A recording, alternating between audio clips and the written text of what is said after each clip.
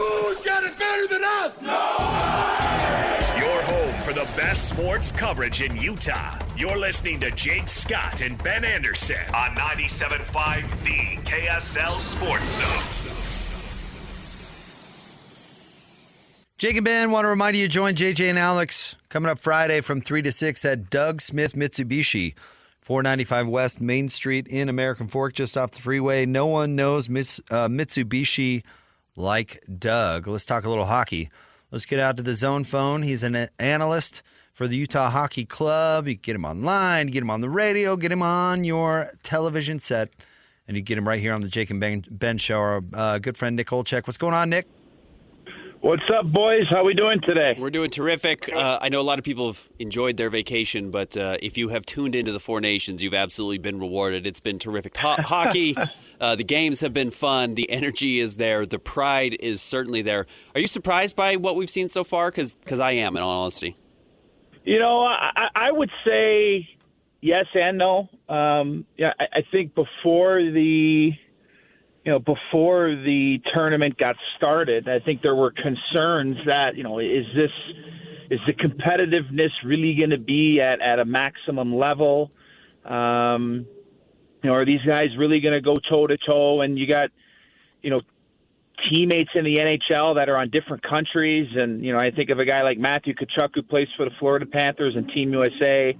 And then, when they were going up against Team Finland, and Alexander Barkov, his teammate in Florida, who's the captain there, were they really going to go toe-to-toe? Were they really going to battle? And they did. And you could say that for everybody. So, I think that though there were some original concerns, hockey quickly douses the flame on any sort of concern when it comes down to competitiveness of these games.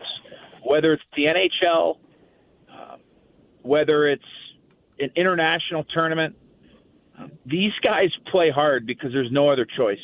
That's how you're bred as a hockey player. And, I thought PK Subban's comments on First Take the other day were perfect. And, essentially he was talking about, hey, look, if you don't play hard, you're going to get weeded out really quickly. And that's in the locker room in the NHL. That's in the locker room when you're representing the country that has given you what you have to be able to play the greatest game in the world. And so, whether it was the games that were not USA-Canada or whether it was the first time USA and Canada played and less than 10 seconds into the game we had 3 fights, that's all everybody was talking about in sports, not just the hockey world, but in all of sports. And, you look at the ratings of that game.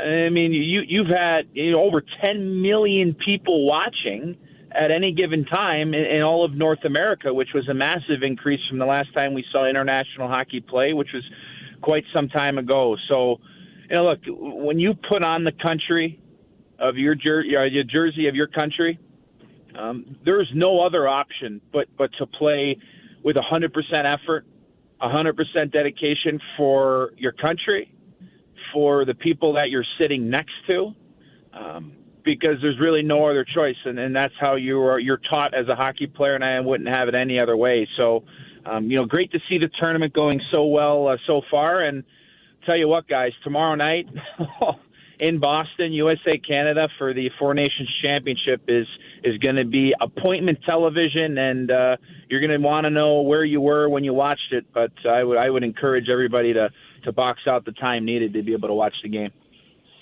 Where would you say the most hockey talent is now coming from? Is it still obviously Canada, or has Europe closed the gap? You look at the Utah Hockey Club, and of course, they've got players from everywhere, but where would you say the best youth hockey or the best pipeline is now? Well, look, I'm biased, right? I'm an American. I'm very, very proud to come from this great country and to live here. But look, the Canadians have been doing it so well for so long. You look at all the countries, they have really produced and provided the world with some of the best hockey players. When you look at the goaltending of Finland over the recent years, defensive blue line for Team Sweden was arguably the best in the tournament, especially that was the talk going into the tournament. But I think you look at what the Americans have done in recent time, and this isn't, this isn't recent. I mean, this goes back to the Miracle on Ice in 1980. It goes back to 1996, and everything that this team has done, over the course of the years, and that's inspired, players all around the country, young people to want to try the game and to get into it, and to want to, at least pick it up and see, and you never know what happens. So I think at the end of the day, the Americans have got something great going. You got to give a lot of credit to the other countries, of course, and what they've done. But I think tomorrow there's going to be a lot of bragging rights on the line. There's going to be a lot of hot-headed and heated affairs, just as it should be in a game between two great countries. Moving on to the second half or the last third of the NHL season, what type of energy do you expect, or what should we expect if we haven't followed, a playoff run for not just the Utah Hockey Club, but the rest of the NHL? What are these final 30 games like as we gear up for the Stanley Cup playoffs? It's sprinting while you're out of breath, and because you don't have any other choice. This is the best time of the year, and I guess I should say the playoffs are the best time of the year, but the stretch run to get to the playoffs, there's nothing better because every game means something. And you look at where the Utah Hockey Club is right now. Currently 2 positions out of a playoff spot. Vancouver Canucks currently holding on to that second wild card. And then you got the Calgary Flames who are in between where Utah wants to be, and Utah is 6 points back. So, look, their last 10 games, they're about 500. The teams that they're looking up at are about 500 as well. So to come out of the gates here of the break is going to be huge. A quick start is going to be necessary. They're going to be starting in L.A. on Saturday, and then a back-to-back in L.A. Saturday, home against Vancouver on Sunday, which will be a huge game because, as I just had mentioned, that's the team that currently holds that second wild card position, the spot that Utah wants in order to get into the playoffs. And then you go a little bit further. Then it's home against Chicago for a couple of game homestand, Minnesota, New Jersey, and then they go out on the road. So, look, they don't have many games left, under 30 games to go. But this stretch run here is why the players play, and look for an even more energized group because they know what's on the line. And again, I will echo what was said from the very start of the season from General Manager Bill Armstrong, President Chris Armstrong, is that this team wants to be playing competitive games come the end of the season. And that's exactly the position that they put themselves in now. So I think when you look back, and trust me, these guys aren't looking back.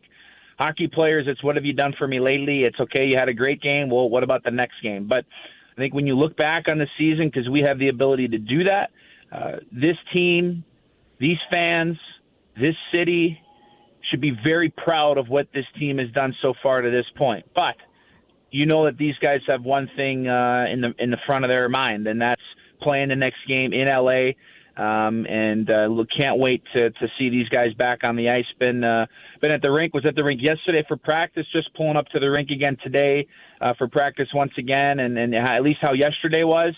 A lot of yelling, a lot of hooting and hollering, and tell you what, these guys are ecstatic to be back, and I know they can't wait to get on the ice for their first game on Saturday night. And being a little more healthy, specifically of Durzi, has got to be a good thing. That's a game changer, really. It is. It is. And, we're still, this team missed this guy a ton. And not just for the on-ice play, but, and this is one of the things I wish more fans would be able to experience, but he means so much to this group in the locker room. He knows how to keep it light.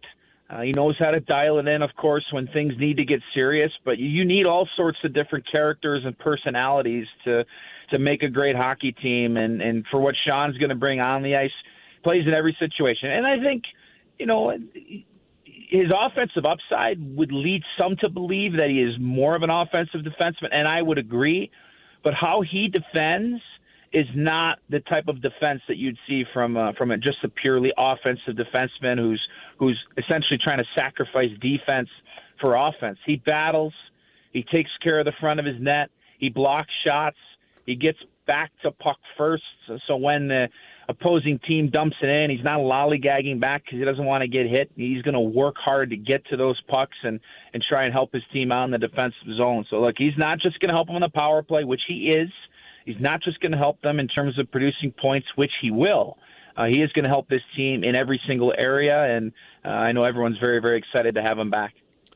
Outside of the Utah Hockey Club, what are the big storylines you're looking out? And, I know Ovechkin trying to break Gretzky's scoring record is going to be in this conversation. But, if you're a casual fan who's trying to familiarize yourself with the rest of the NHL, what are you watching these last 25-ish games?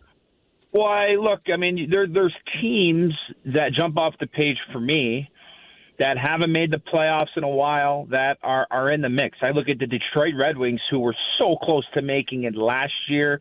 They're currently in the second wild card in the Eastern Conference. The crazy part about it, I think, that really gets me excited is you look at how close the East is. The only team that's really kind of out of it is the Buffalo Sabres. But you look at from the team in the wild card spot, that's the second to last, that being the Philadelphia Flyers. They're only 6 points out of it. So you've got 1, 2, 3, 4, 5, 6, 7, 8 teams, 9 teams battling for 2 playoff positions in the East. That, to me, is as tight of a race as we've seen in recent memory. Another interesting story, always enjoy watching the Toronto Maple Leafs play with the amount of studs and stars that they have. Can they get over the hump? Can they get past the first round in the playoffs? Could this be a year where they finally do some damage and make some noise, which they've been, hoping to do? But I have to end on Alexander Ovechkin. I do. It's the best story, I think, in the league. No one thought this was possible 3 years ago. I didn't think this was possible 3 years ago, and to know that not if but when he'll become the greatest goal scorer in NHL history is a record that seemed unbeatable. So, I think he does it before the end of the year. He's 16 away from breaking Wayne Gretzky's record, and I think the coolest part about this, guys, is Wayne Gretzky has been very public in saying that he hopes that Alex breaks the record. Like the amount of grace that the greatest player of all time, Wayne Gretzky, has to want to have that type of outlook on it is so special. And so I think that feeds into how amazing this moment is going to be when he does break it. And I know there's been reports out there that as the record gets closer to being tied and broken, is that I think Wayne Gretzky and Commissioner Gary Bettman are going to be live in attendance at those games to try and see it be broken live, which is just going to add to the aura of the moment. So I think the chase in the East, if the Leafs can get over the hump, and Alexander Ovechkin's chase of Wayne Gretzky would be the 3 major storylines that I'm most excited to see play out, along with the chase for the playoffs of the Utah Hockey Club as the season goes on. Nick, thank you. We appreciate it, as always. You got it, boys. Keep up the great work, and talk to you soon.